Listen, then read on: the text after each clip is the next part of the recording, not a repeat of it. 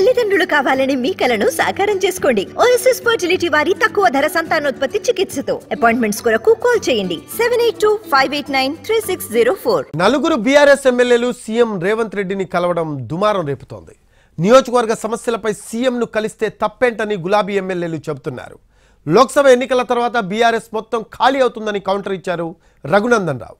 అయితే గత ప్రభుత్వం ప్రతిపక్ష ఎమ్మెల్యేల గొంతు నొక్కితే కాంగ్రెస్ మాత్రం విపక్ష సభ్యుల సమస్యలను చెప్పుకునేందుకు అవకాశం ఇచ్చిందన్నారు జగ్గారెడ్డి. కాంగ్రెస్లో ఏదో మేము కలుస్తున్నాము, మా పార్టీకి ఏమో లేనట్టు, వాళ్ళది ఏదో పెద్ద దేశంలోనే పేద పార్టీ పేద ఉరగ పెడుతుంటూ ఆ కాంగ్రెస్ పార్టీలో పోయి మేము గెలుస్తున్నాం అని చెప్పి ఇలా రకరకాల జిమ్మిక్కులు.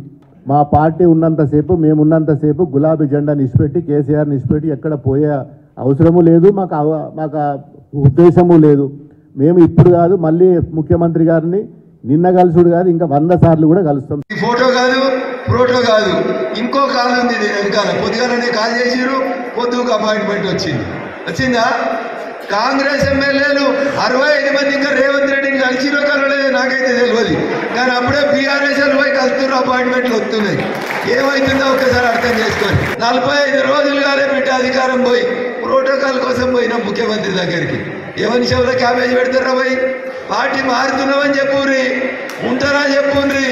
వాళ్ళు ఎందుకు కలిసిరో తెలియదు, కానీ గతంలో 9 ఏళ్ల కాలంలో ఈ రాష్ట్ర ముఖ్యమంత్రి గారిని అపోజిషన్ పార్టీ ఎమ్మెల్యేలు కలవాలంటే దిక్కు దివానా లేకుండే అసలు. కానీ కాంగ్రెస్ పార్టీ అధికారంలో వచ్చిన 2 నెలల్లోనే అపోజిషన్ పార్టీ ఎమ్మెల్యేలు కలవచ్చు అనే ఒక గత సాంప్రదాయాన్ని ఈ రాష్ట్ర ముఖ్యమంత్రి రేవంత్ రెడ్డి గారు చాలా చక్కగా చూపించాడు.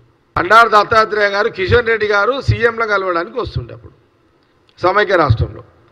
మరి ఆ రోజు కిషన్ రెడ్డి దత్తాత్రేయ కాంగ్రెస్లో కలిసినట్ట మరి